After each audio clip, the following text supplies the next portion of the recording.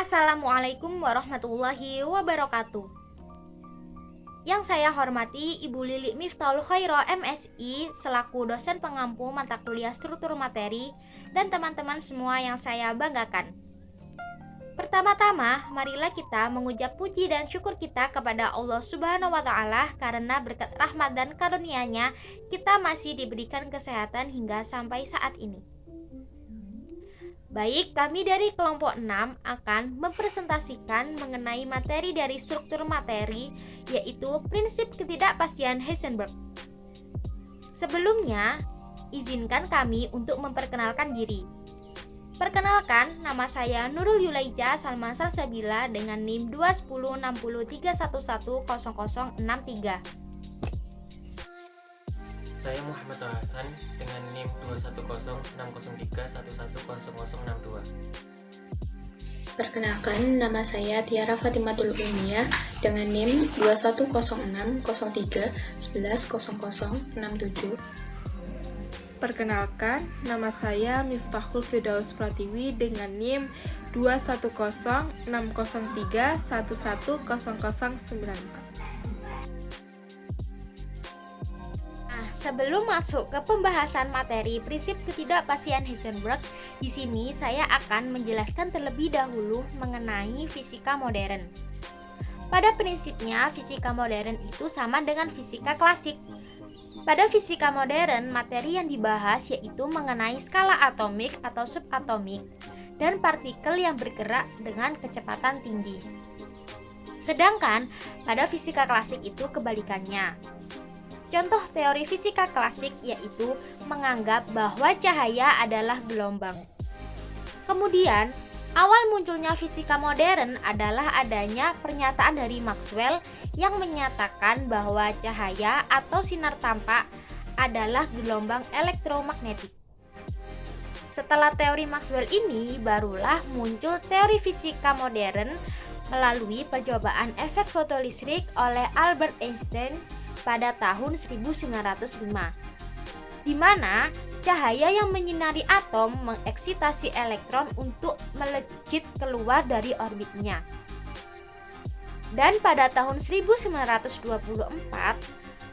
percobaan Louis de Broglie itu menunjukkan bahwa elektron mempunyai sifat dualisme partikel gelombang.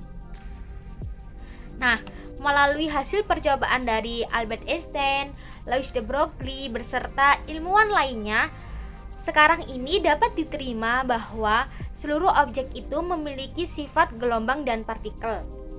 Ya, meskipun fenomena ini itu hanya dapat terdeteksi dalam skala yang kecil, contohnya pada atom. Namun, ada beberapa ilmuwan yang mengemukakan teorinya mengenai fenomena dualisme gelombang partikel ini. Salah satunya yaitu prinsip ketidakpastian Heisenberg. Nah, untuk penjelasan lebih lanjut mengenai prinsip ketidakpastian Heisenberg ini akan dijelaskan oleh teman saya. Baik, saya akan melanjutkan penjelasan dari teman saya mengenai prinsip ketidakpastian Heisenberg. Fisikawan Jerman Werner Karl Heisenberg lahir di Jerman pada tahun 1901. Beliau dikenal sebagai seorang jenius. Werner Heisenberg menerima gelar doktor dalam bidang fisika teoritis di Universitas Munich pada tahun 1923. Pada saat usianya menginjak 22 tahun, kemudian pada tahun 1927, Werner Heisenberg mengemukakan prinsip ketidakpastian yang dimana prinsip ini merupakan teori fundamental pada mekanika kuantum yang menjelaskan kenapa seorang ilmuwan tidak bisa mengukur berbagai variabel kuantum secara bersamaan. Heisenberg menyatakan jika mustahil untuk mengukur pastinya posisi dan momentum dari sebuah objek kuantum. Prinsip ini muncul dari sifat dualisme gelombang partikel. Prinsip ketidakpastian Heisenberg mengatakan jika tidak mungkin untuk mengukur dua besaran secara bersama. Contohnya posisi dan momentum suatu partikel. Artinya, ketika kedua hal itu dilakukan secara bersama, kita tidak bisa mendapatkan nilai dari kedua besaran tersebut. Dan apabila pada saat bersamaan kita tidak melakukan pengukuran jelas, maka kita juga tidak menemukan kedua besaran tersebut. Bisa juga dibilang salah satu dasar penting pada fenomena kuantum sampai bagian mekanika kuantum sehingga menyatakan ada ketidakpastian yang melekat dalam tindakan untuk mengukur variabel suatu partikel.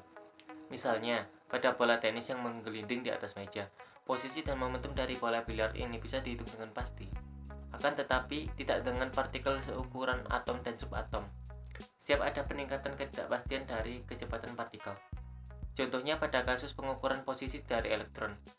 Proses pengukuran posisi ini dilakukan dengan menembakkan elektron sehingga terjadi tumbukan dan bergerak dari sumber pertumbukan dan akhirnya ke arah perangkat penangkap foton. Foton disebut sebagai partikel yang membawa momentum sehingga disebut terhingga atau finite. Jadi ketika ada tumbukan akan terjadi pertukaran momentum antara foton dan elektron. Setiap kali pengukuran posisi dari partikel akan meningkatkan ketidakpastian terhadap nilai momentum elektron. Untuk selanjutnya mengenai persamaan dan rumus-rumusnya akan dijelaskan oleh teman saya. Pokok pembahasan selanjutnya yaitu persamaan rumus dari ketidakpastian Heisenberg. Pada tahun 1920-an, Born dan Werner Heisenberg meneliti percobaan hipotesis untuk mengetahui seberapa tepat perilaku partikel subatom dapat ditentukan.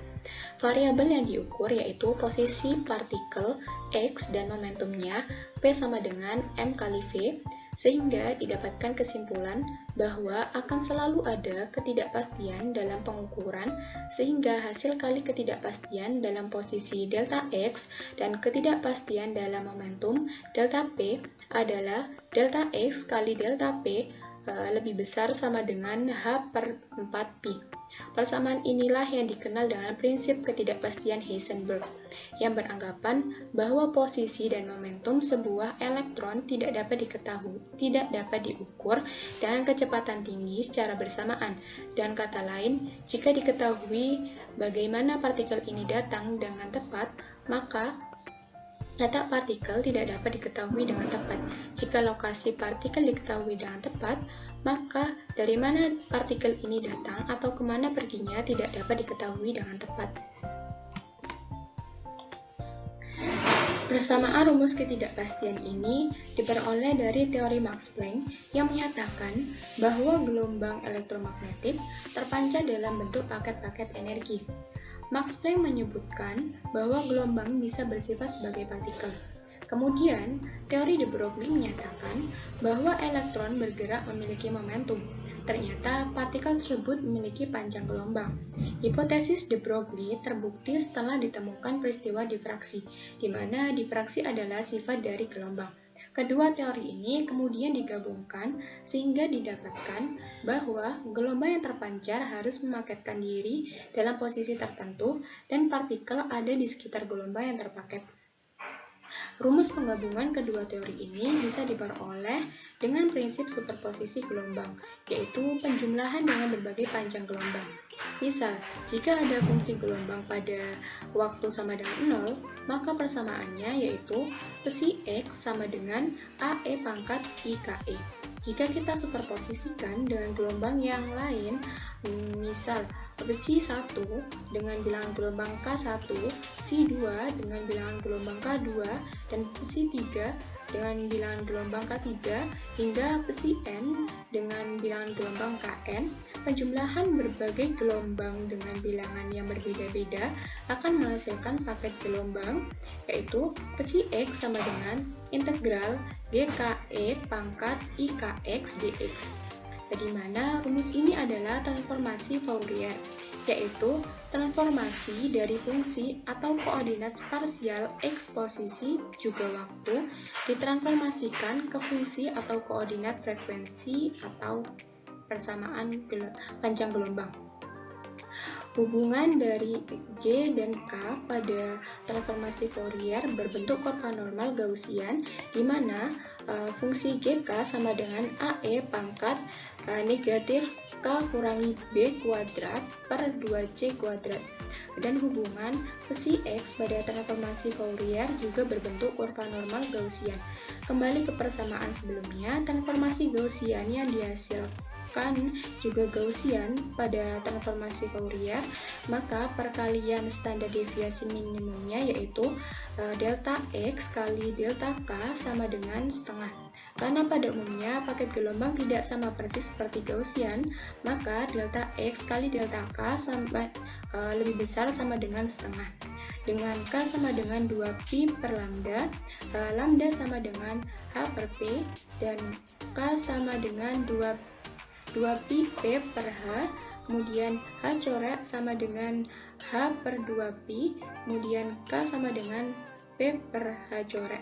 Maka didapatkan delta X kali delta K lebih besar sama dengan setengah, menjadi delta X kali delta P per H coret lebih besar sama dengan setengah, kemudian delta X kali delta P sama dengan H coret per 2,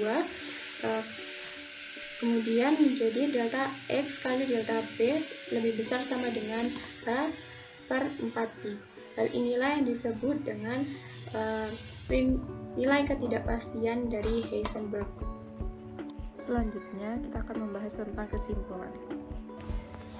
Baik, sehingga bisa disimpulkan bahwa prinsip ketidakpastian Heisenberg merupakan salah satu rancangan dasar dari kuantum fisika, juga merupakan dasar untuk realisasi awal ketidakpastian mendasar dalam kemampuan suatu percobaan untuk mengukur lebih dari satu variabel kuantum pada suatu waktu.